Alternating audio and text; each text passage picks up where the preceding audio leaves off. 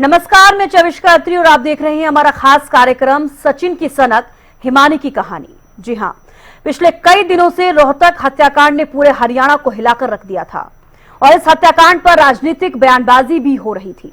साथ ही हिमानी के परिजनों ने भी कई गंभीर आरोप लगाए थे, लेकिन अब इस मामले में नया मोड़ आया है और पुलिस ने आरोपी को गिरफ्तार कर लिया है। अब हम इस कार्यक्रम के जरिए आपको हर एक वो पहलू दिखाएंगे कि किस तरह से आरोपी ने घटना को अंजाम दिया। साथ ही आपको ये भी दिखाएंगे कि आरोपी ने हिमानी को आखिर क्यों मौत के घाट उतारा।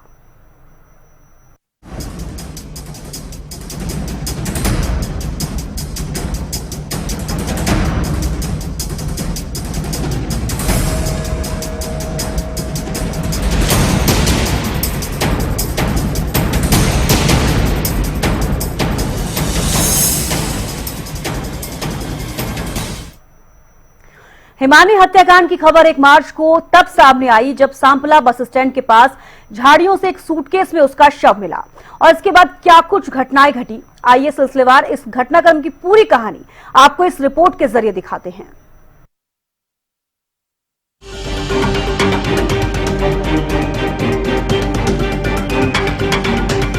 दिन 1 मार्च, जगह सांपला बस स्टैंड। वारदात हिमानी नरवाल की हत्या। खुलासा, सूटकेस में मिला हिमानी का शव। 1 मार्च को रोहतक की सांपला बस स्टैंड से एक ऐसी खबर सामने आई जिसने हरियाणा के साथ साथ पूरे देश को हिलाकर रख दिया। बस स्टैंड के पास फ्लाईओवर के नजदीक ही झाड़ियों में एक सूटकेस मिला। सूचना पुलिस को दी गई। सूटकेस खोला तो सभी हक्के बक्के रह गए। इसमें थी एक युवती की लाश। शव की पहचान शुरुआती तौर पर नहीं हो पाई तो शव को पोस्टमार्टम हाउस भेजा गया। हिमानी एक दिन पहले ही अपने घर से बाहर निकली थी। ऐसे में सूचना मिलने पर हिमानी की मां पोस्टमार्टम हाउस पहुंची। पता लगा सूटकेस में मिला शव हिमानी नरवाल का था। क्या पूरा इंसिडेंट है, पुलिस को क्या जानकारी मिली, फिर क्या सीक्वेंस? देखो, पुलिस को सूचना मिली थी, पुलिस मौके पे पहुंची थी। वहाँ एक सफारी का बैग था, उसके अंदर से डेड बॉडी वो मिली थी। तो बाद में हम लोगों ने जब आइडेंटिफिकेशन वगैरह करी है तो हिमानी नरवाल के नाम से वो लड़की का था। विजयनगर की वो रहने वाली थी। तो उनके माँ बाप भी हम लोगों ने मौके पे बुलाए थे, वो आइडेंटिफाई हो गई थी गुड़िया। और उसके बाद हम लोग अब अलग अलग पहलू पे इस पे हम लोग इन्वेस्टिगेशन कर रहे हैं और जो जल्द से जल्द इसका जो भी पीछे इसका होगा उसका पर्दाफाश हम लोग करेंगे। इसमें SIT का गठन कर दिया गया है। मेरे ही नेतृत्व में SHO सांपला है और चौकी जांच है हमारे इसमें। फोन वगैरह इनके मिल गए हैं, उसके बारे में हम लोग लगे हुए हैं। साइबर की मदद ले रहे हैं और FSL की मदद ले रहे हैं। हर तरह से हर पहलू हम लोग कर रहे हैं इसमें। वो फैमिली बैकग्राउंड हम लोग देख रहे हैं, फैमिली बैकग्राउंड क्या। बेटी की मर्डर की सूचना मिलने पर मां सविता पोस्टमार्टम हाउस तो पहुंच गई, लेकिन उसने ये साफ कर दिया कि हत्यारों की गिरफ्तारी न होने तक वो अपनी बेटी का अंतिम संस्कार नहीं करेंगे। इसके अलावा हिमानी की मां ने कई गंभीर सवाल भी उठाए। कल 10 बजे हमें तो पुलिस थाने से फोन आया। हाँ जी, 3 बजे पता चला। सर जी, मैं यही रिक्वेस्ट अपील करती हूँ, मैं हुड्डा साहब से, आशा हुड्डा से, उनके बहुत नजदीक थी मेरी बेटी, कि मेरी बेटी को मतलब न्याय नहीं मिलेगा तो मैं अपनी बेटी का संस्कार नहीं करूंगी और मुझे न्याय मिलना चाहिए। क्योंकि मेरी बेटी ने मतलब अपनी जवानी, अपनी पढ़ाई, मेरी बेटी ने रंजिश वो फिलहाल उसकी कोई वो नहीं थी। हमें वैसे डर डर के हम रहते थे, इस बात कारण ही मैं अपने बेटे को BSF कैंप लेके गई यहाँ से। आइए आपको ग्राफिक्स के जरिए दिखाते हैं सिलसिलेवार हिमानी हत्याकांड का पूरा घटनाक्रम। 1 मार्च को सुबह 11 बजे सांपला बस स्टैंड के पास एक सूटकेस मिला। पुलिस ने सूटकेस खोला तो उसमें एक युवती का शव मिला। गले में चुन्नी लटकी थी। जांच में पाया गया कि गला घोटा गया है। दोपहर तक पहचान नहीं हुई तो पुलिस ने शव को पोस्टमार्टम के लिए भेजा। शाम को MLA बीबी बत्रा ने युवती को कांग्रेस का नेता बताया। मृतका विजयनगर कॉलोनी में अकेले रहती थी और वहां ताला लगा मिला। अब तक मामला काफी गर्मा चुका था। पुलिस ने नेशनल हाईवे नंबर 9 पर रोहतक से रोहत टोल प्लाजा तक 25 किलोमीटर के एरिया में ही हत्यारों की तलाश में होटल और ढाबों के CCTV कैमरे खंगाल मारे। मकान से लेकर सांपला बस स्टैंड तक के रास्ते में पड़ने वाले सभी CCTV चेक किए गए। अगली सुबह होने तक ये खबर सामने आई कि पुलिस ने आरोपी को गिरफ्तार कर लिया है। News desk, Haryana news. Himani Narwal की हत्या के बाद से ही उसके परिवार में मातम है और परिजन इंसाफ की गुहार लगा रहे हैं। इसके साथ ही मामले में सियासत भी तेज हो गई है। ऐसे में इस पूरे मामले में शुरुआत से क्या हुआ वो जानना भी बेहद जरूरी हो जाता है। तो चलिए एक रिपोर्ट के जरिए आपको हिमानी हत्याकांड की पूरी टाइमलाइन बताते हैं।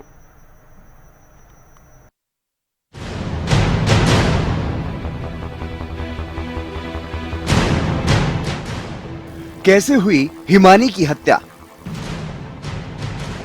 हिमानी हत्याकांड के कितने किरदार? एक आरोपी गिरफ्तार और कितने फरार? एक लड़की जिसके सपने थे ऊंची उड़ान के, एक लड़की जो सियासत में अभी पांव ही जमा रही थी कि अचानक कोई उसकी सांसों को थमा देता।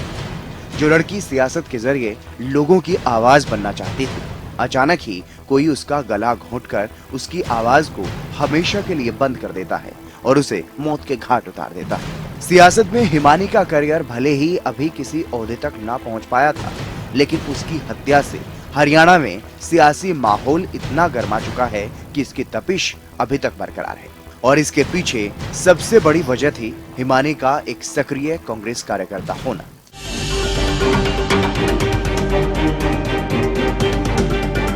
हिमानी नरवाल कांग्रेस की एक सक्रिय कार्यकर्ता होने के साथ साथ कांग्रेस की एक अच्छी नेत्री के तौर पर उभर रही थी।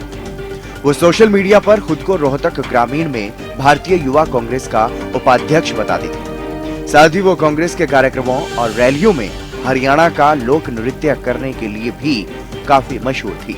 हिमानी राहुल गांधी की भारत जोड़ो यात्रा में भी शामिल हुई थी। इसके अलावा हरियाणा यूथ कांग्रेस में भी हिमानी कई अहम जिम्मेदारी निभा चुकी थी। वो पिछले करीब एक दशक से कांग्रेस से जुड़ी थी और फिलहाल कानून की पढ़ाई कर रही थी। उस बात के लिए नहीं, मतलब जैसे पार्टी में उसका मन ऐसा, ये इलेक्शन के बाद ऐसा हट गया था कि भैया वो किसी पार्टी के साथ कह रही थी मैंने जॉब करनी है, मैंने मतलब मैं पार्टी में मतलब ज्यादा नहीं जाऊंगी। ये जैसे ये इलेक्शन हो रहे हैं इनमें भी कांग्रेस में वो 10 साल से जुड़ रही थी। अब मतलब 3-4 साल से जैसे मेरे से शादी के लिए भी अब हाँ कर दिया था। बोल रही मम्मी सिर्फ 2024 दे दो, मैं इलेक्शन होने के बाद मैं शादी कर लूंगी। अब हम लड़का देख रहे थे उसके लिए, वो बिल्कुल खुश थी। कोई भी हाँ LLB कर रही थी, दूसरा BSc MBA फिर LLB। हाँ हो सकता है।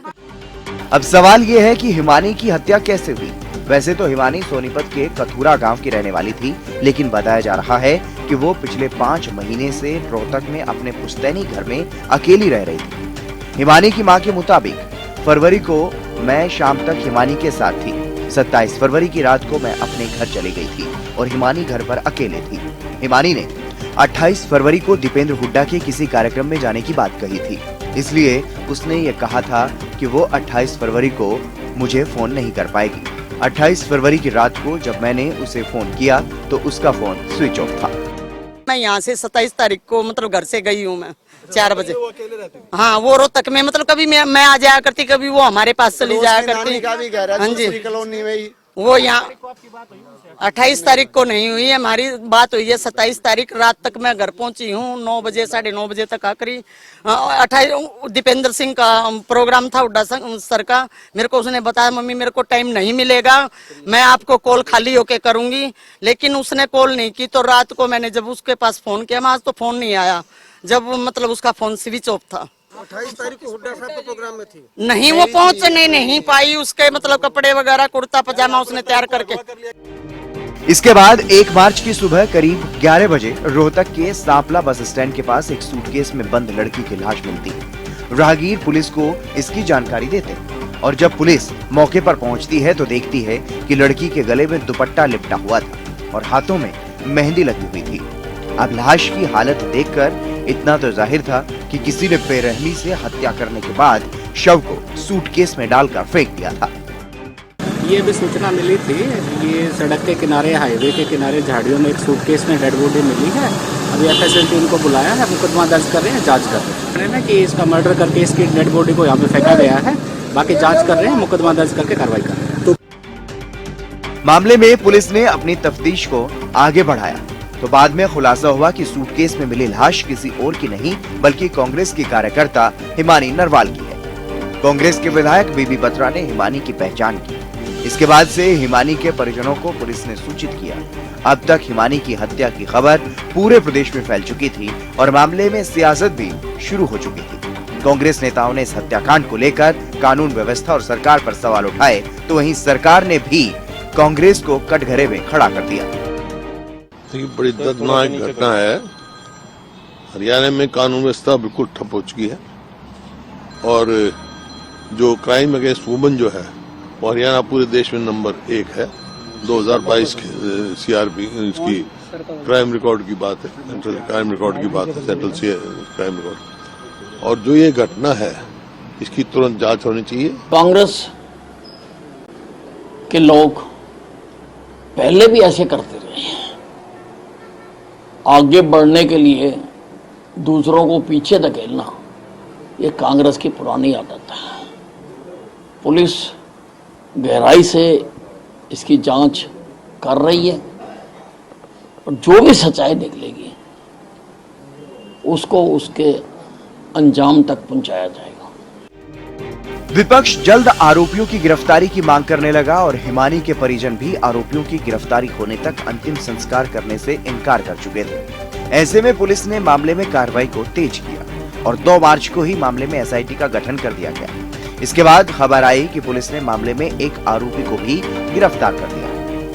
वो हम वेरीफाई कर रहे हैं कि वो लड़की पैसे मांग रही थी, ठीक है, तो वो चीजें सब वेरीफाई होती हैं। एकदम से ऐसे नहीं कहा जा सकता कि यही कारण है, लेकिन उनका झगड़ा हुआ, आपस में नोकझोंक हुई और उसके बाद उसने दबा दिया। यही बता रहा है कि मेरी उसके साथ झगड़ा हो गया, बोलचाल होगी और बोलचाल के अंदर उसने उसका गला दबा दिया। फिलहाल आरोपी पुलिस की गिरफ्त में है और प्रदेश में कानून व्यवस्था और हिमानी हत्याकांड को लेकर सियासत भी जोरदार हो रही है।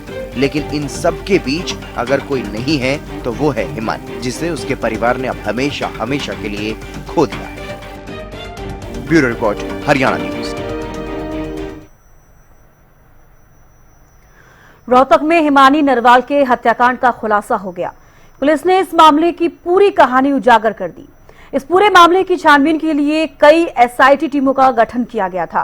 बाद में एडीजीपी रैंक के एक अधिकारी ने इस मामले की परत दर परत सभी जानकारी मीडिया के सामने रख दी। ऐसे में आइए आपको बताते हैं कि पुलिस की जुबानी हिमानी नरवाल के मर्डर की पूरी कहानी।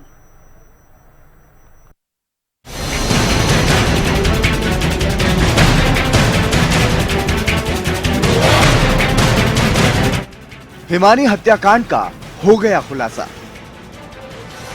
पुलिस ने प्रेस कॉन्फ्रेंस में किया बड़ा खुलासा। सोशल मीडिया से शुरू हुई दोस्ती जिसका अंत मौत से हुआ, इसका खुलासा अब हो चुका है। अब रोहतक में कांग्रेस नेता हिमानी नरवाल की हत्या के मामले में पुलिस ने मुख्य आरोपी सचिन को दिल्ली से गिरफ्तार कर लिया है। पूछताछ में सचिन ने कई चौंकाने वाले खुलासे किए हैं, जिससे इस हत्याकांड की पूरी कहानी सामने आई है।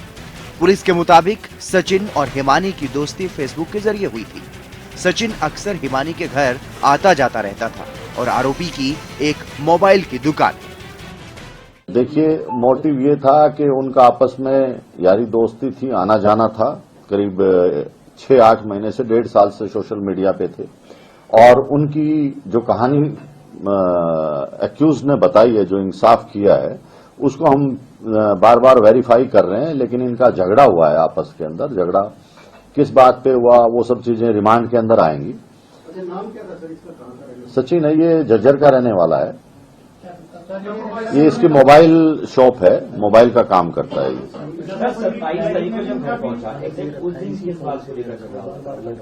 देखिए, पहले ये घर पे ही रहा। शाम को 5 बजे के आसपास जब इनकी अनबन होगी, लड़ाई वगैरह हुई कोई पैसे के लेन देन पे या किसी बात पे, तो उसके बाद इसने उसका गला घोट के वो जो केबल थी मोबाइल चार्जर की, उससे मार दिया।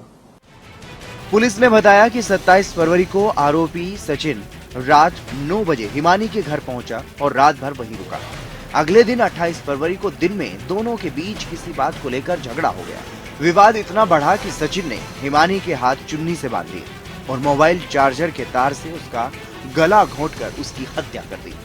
हाथापाई के दौरान सचिन के हाथों में चोट लगी, जिसका खून हिमानी की रजाई पर गिर गया। हत्या के बाद सचिन ने रजाई का कवर भी उतारा और उसे हिमानी के शव के साथ सूटकेस में पैक कर दिया। उसने हिमानी की अंगूठी, सोने की चेन, मोबाइल, लैपटॉप और अन्य ज्वेलरी एक बैग में डाली और हिमानी की स्कूटी लेकर अपने गांव बहादुरगढ़ चला गया। रात 10 बजे दोबारा हिमानी के घर लौटा। स्कूटी को बाहर खड़ा किया। उसने एक ऑटो किराए पर लिया। सूटकेस में शव डालकर रात के 10-11 बजे के बीच सांपला इलाके में पहुंचा, जहां उसने शव झाड़ियों में फेंक दिया और बस से फरार हो गया। लोगों को जो भी जान पहचान के थे या और दूसरे लोग थे, उनसे जब ये इनके परिवार वालों ने इसको शनाख्त कर लिया कि ये हिमानी नाम की लड़की है जो कि रोहतक विजयनगर में रहती है, तो उसके बाद सभी एसआईटी टीम्स अपने अपने काम पे लगी। इसमें रोहतक पुलिस ने बहुत मेहनत और इतना व्यस्तता चुनाव के होते हुए इतना जल्दी ये केस ट्रेस आउट किया है, जो कि बहुत सराहना की बात है। इसके अंदर जो एक्यूज्ड है वो गिरफ्तार कर लिया गया, जो कि 1.5 साल पहले से इंस्टाग्राम, सोशल मीडिया आना जाना उसका इनके घर पे था। लड़की अकेली विजयनगर में रहती थी और 27 फरवरी को ये लड़का उनके घर पे आया और इनकी आपस में कहा सुनी होगी और इसने ये जो मोबाइल चार्जर की केबल है उससे गला घोंट के और उसको वहीं मार दिया। उसके बाद जो इसके जेवर थे, लैपटॉप था या जो दूसरा सामान कीमती था, उसको ले जाके अपना जो उसकी शॉप थी, दुकान या अपना झज्जर के अंदर, वहां छुपाया और इसी की स्कूटी लेके वो वहां गया और वापस आया और रात को फिर इसने इसको लड़की को काले बैग में पैक करके, और क्योंकि रजाई वगैरह पे भी खून के धब्बे वगैरह पड़ गए थे, तो उन सब को साथ पैक करके और ये रात को 3 व्हीलर लेके बस में सांपला बस स्टैंड के पास गया, ये दिखाने के लिए कि मुझे कहीं जाना है। तो फिर वहां जब 3 व्हीलर चला गया तो इसने वो बैग वहां पर फेंक दिया ताकि आइडेंटिफाई ना हो डेड बॉडी, और उसके बाद ये वहां से भाग गया। लेकिन पुलिस ने जो इनकी खुफिया रिपोर्ट थी या जो भी इलेक्ट्रॉनिक इंटेलिजेंस से और दूसरे साधनों से इसको 36 घंटे के अंदर बहुत मेहनत करके इस लड़के को गिरफ्तार भी कर लिया और आज पुलिस इसका रिमांड ले रही है और भी जो बातें निकलेंगी उसको आपके साथ साझा कर दिया जाएगा। आइए अब हिमानी हत्याकांड मामले को सिलसिलेवार तरीके से समझते हैं। हिमानी के साथ फेसबुक पर हुई थी दोस्ती। हिमानी के घर आरोपी का आना जाना था। 27 फरवरी को आरोपी हिमानी के घर पहुंचा। 27 फरवरी रात भर वो हिमानी के घर पर था। 28 फरवरी को हिमानी और आरोपी सचिन के बीच झगड़ा हुआ। आरोपी ने चुन्नी से हिमानी के हाथ बांध दी। मोबाइल वायर से हिमानी की गला दबाकर हत्या कर दी। आरोपी ने हिमानी के शव को सूटकेस में पैक किया। रजाई के कवर पर खून के निशान थे तो रजाई का कवर भी सूटकेस में डाल दिया। इसके बाद हिमानी के जेवर, मोबाइल, लैपटॉप अपने साथ लिए। हिमानी की स्कूटी लेकर कानोंदा गांव अपनी दुकान पहुंचा।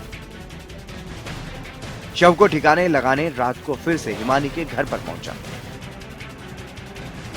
ऑटो लेकर हिमानी के शव के सूटकेस को लेकर दिल्ली रोहतक बाईपास पहुंचा। फिर बस लेकर सूटकेस के साथ सांपला बस स्टैंड पहुंचा। सांपला बस स्टैंड के पास ही झाड़ियों में सूटकेस फेंककर फरार हो गया। एडीजीपी के राव ने बताया कि 1 मार्च को सांपला बस स्टैंड के पास सूटकेस में हिमानी का शव मिलने के बाद पुलिस ने विशेष जांच दल गठित किया था। सचिन को दिल्ली से गिरफ्तार करने के बाद पुलिस ने उससे पूछताछ शुरू की। उसके बाद उसके पास से हिमानी का मोबाइल, ज्वेलरी और अन्य सामान भी बरामद हुआ। दिल्ली पुलिस की बाहरी जिला पुलिस और हरियाणा के रोहतक की सांपला पुलिस ने संयुक्त रूप से कार्रवाई की। सचिन को पुलिस ने दिल्ली से गिरफ्तार किया। देखिए, जब भी पुलिस कहीं भी किसी को गिरफ्तार करती है दूसरी स्टेट में तो लोकल पुलिस को साथ लेती है। तो हरियाणा पुलिस ने, रोहतक पुलिस ने जो SITs बनी हुई थी जिनके मेंबर्स थे, उन्होंने दिल्ली पुलिस को साथ लिया ताकि उनको इन्फॉर्मेशन रहे कि हम किसी यहाँ से भी अगर कोई हमारे डिस्ट्रिक्ट से भी कोई दूसरा डिस्ट्रिक्ट लेके जाता है तो इन्फॉर्म करता है। ये लॉ के अंदर है तो वो जरूरी होता है। बहरहाल इस घटना ने हरियाणा में सियासी तूफान खड़ा कर दिया। कांग्रेस ने इसे लेकर राज्य की कानून व्यवस्था पर सवाल उठाए तो वहीं बीजेपी ने इसे व्यक्तिगत मामला बताया। सचिन से पूछताछ में और भी खुलासों की उम्मीद है जो इस हत्याकांड के पीछे की पूरी सच्चाई सामने ला सकती है। News desk, Haryana news.